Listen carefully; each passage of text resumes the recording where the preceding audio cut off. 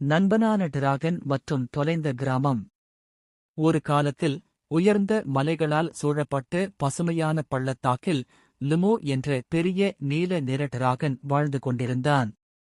லுமோவின் கூர்மையான நகம், பெரிய சிறகுகள் பார்த்தவுடனே பயமுறுத்தினாலும் அவன் இதயம் மிகவும் மென்மையானது. கர்ஜிப்பதற்கு பதிலாக இனிய பாடல்களை ஹம் செய்வதை விரும்பினான். நெருப்பு ஊதுவதற்கு பதிலாக கிராம மக்கள் ஆடைகளை உலரச் செய்ய வெப்பமான காற்றை ஊதினான். ஒருநாள் பெரிய புயல் வீசியது. ஆறு கரையை கடந்து ஓடியது. அருகிலிருந்து ஒரு சிறிய கிராமம் இராச்சியத்திலிருந்து துண்டிக்கப்பட்டது. பாலம் உடைந்து போனது. மக்கள் உணவும் உதவியும் பெற முடியாமல் தவித்தனர். கிராமத்திலிருந்து புகை சிக்னல்கள் எழுவது லுமோவின் கண்களுக்கு பட்டது. அவர்கள் சிக்கலில் இருப்பதை அவன் புரிந்தான். கவனமாக உடைந்த பாலத்தை தாண்டி பறந்து கிராமத்தின் நடுவில் இறங்கினான். முதலில் மக்கள் பயந்து போனார்கள். அவர்கள் எப்போதும் டிராகன் குறித்த பயமூட்டும் கதைகளையே கேட்டிருந்தனர். ஆனால் லுமோ தலையை மெதுவாக குனிந்து தன் முதுகில் அமர அழைத்தபோது அவன் ஒரு நண்பன் என்பதை அவர்கள் உணர்ந்தனர். நாளுக்கு நாள் லுமோ குழந்தைகளை பாதுகாப்பாக ஆற்றைக் கடந்து பள்ளிக்கு அழைத்துச் சென்றான். சந்தையிலிருந்து உணவு கொண்டு வந்தான். பாலத்தை மீண்டும் கட்டுவதற்காக தனது பெரிய நகங்களால் கற்களை எடுத்துச் சென்றான். இறுதியில் பாலம் கட்டி முடிந்தபோது கிராம மக்கள் ஒரு பெரிய விருந்து வைத்தனர். டிராகன்களை பார்த்தால் பயப்பட வேண்டாம் என்கிறார்கள் என்பதற்கு பதிலாக தங்கள் தைரியமான நீல நண்பனைப் பற்றிப் பாடல்கள் பாடினர். அந்த நாள் முதல் யாரேனும் லுமோ பள்ளத்தாக்கு மேல் பறப்பதை பார்த்தால் அவர்கள் கைகளை அசைத்து நண்பனான டிராகனுக்கு வாழ்த்துகள் என்று ஆரவாரம் செய்தனர். கதையின் நெறி: ஒருவரின் தோற்றத்தை வைத்து அவர்களை மதிப்பிட வேண்டாம். உண்மையான வீரர்களை உருவாக்குவது கருணையே. அன்பான சிறிய ராணி. ஒரு காலத்தில் பசுமையான காடு ஒன்றில் ராணி என்ற ஒரு சிறுமி வாழ்ந்தாள். அவள் உடலில் சிறியவள்தான், ஆனால் மனதில் மிகவும் அன்புள்ளவள். தினமும் ராணி தனது கேரட்டுகளை பறவைகளுக்கும் அணில்களுக்கும் கூடவே எறும்புகளுக்கும் பகிர்ந்து கொடுப்பாள்.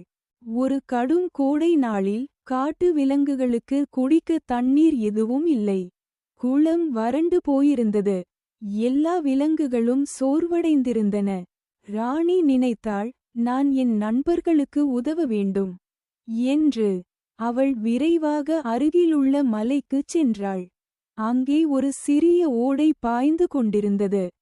அந்த ஓடையில் இருந்து பெரிய இலை ஒன்றில் தண்ணீர் எடுத்து பறவைகளுக்கும் அணில்களுக்கும் கொடுத்தாள். பலமுறை போய் வந்து எல்லோருக்கும் தண்ணீர் குடிக்க வைத்தாள். விலங்குகள் மகிழ்ச்சியுடன், நன்றி ராணி, நீ சிறியவள்தான், ஆனால் உன் மனம் மிகப் பெரியது என்று கூறின. அந்த நாள் முதல் காட்டு விலங்குகள் ராணியை இன்னும் அதிகமாக நேசித்தனர்.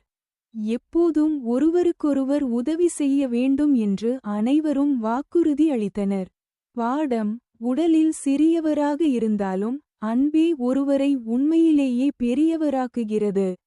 சிறிய பறவையின் புத்திசாலித்தனம். ஒரு சமயம் அமைதியான கிராமத்தில் ஒரு சிறிய பறவை வாழ்ந்தது. ஒவ்வொரு காலையும் அது பெரிய மாமரத்தில் அமர்ந்து இனிமையாக பாடும். கிராம மக்கள் அதன் குரலை கேட்டு மகிழ்ச்சியடைந்தார்கள். ஒரு கோடை காலத்தில் கடும் வெயில் வந்தது. குளங்கள் எல்லாம் வறண்டு போயின. விலங்குகள் தண்ணீர் தேடி தேடி தாகத்துடன் தவித்தன. சிறிய பறவையும் தண்ணீர் தேடி அங்கும் இங்கும் பறந்தது. ஆனால் எங்கும் தண்ணீர் கிடைக்கவில்லை. இறுதியாக ஒரு குடிசை அருகில் ஒரு சிறிய பானை கண்ணில் பட்டது. அதன் உள்ளே பார்த்தபோது அடியில் கொஞ்சம் தண்ணீர் மட்டுமே இருந்தது. பறவையின் அலகு அந்த தண்ணீரை அடைய முடியவில்லை. அப்போது பறவை யோசித்தது. திடீரென அருகில் இருந்த சிறு கற்களை ஒன்றன் பின் ஒன்றாக பானைக்குள் போட்டது. மெதுவாக தண்ணீர் மேலே உயரத் தொடங்கியது. இறுதியில் பறவை அந்த தண்ணீரை குடித்து தாகம் தீர்த்தது. மீண்டும் அது இனிமையாக பாடியது. கதையின் நெறி: புத்திசாலித்தனம் இருந்தால் பிரச்சினைக்கு தீர்வு கிடைக்கும். புத்திசாலி முயல். ஒரு காலத்தில் அடர்ந்த காட்டில் ஒரு வலிமையான சிங்கம் வாழ்ந்தது. அது தினமும் விலங்குகளை வேட்டையாடி பயமுறுத்தியது. எல்லா விலங்குகளும் கவலையடைந்தன. அப்போது அவர்கள் ஆலோசித்து, நாம் ஒவ்வொரு நாளும் ஒரு விலங்கையே சிங்கத்திடம் அனுப்புவோம்.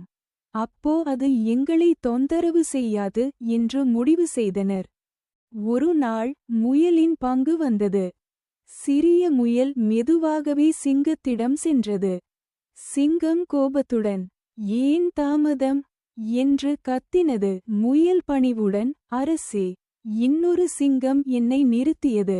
அதுதான் இந்த காட்டின் ராஜா என்று சொன்னது என்றது. சிங்கம் ஆவேசமாக, அவனை என்னிடம் காட்டிவிடு என்றது. முயல் சிங்கத்தை ஒரு ஆழ்ந்த கிணற்றுக்கு கொண்டு சென்றது. அவன் இங்கேதான் இருக்கிறான் என்றது. சிங்கம் கிணற்றின் உள்ளே பார்த்தது. தன் பிரதிபலிப்பு ரிஃப்ளெக்ஷன் தெரிந்தது. அதை மற்றொரு சிங்கம் என்று எண்ணி கிணற்றுக்குள் பாய்ந்தது. ஆனால் வெளியே வரவில்லை. அந்த நாள் முதல் காடு முழுவதும் அமைதியாகியது. எல்லா விலங்குகளும் முயலை பாராட்டின. பாடம்: புத்திசாலித்தனம் வலிமையை வெல்லும்.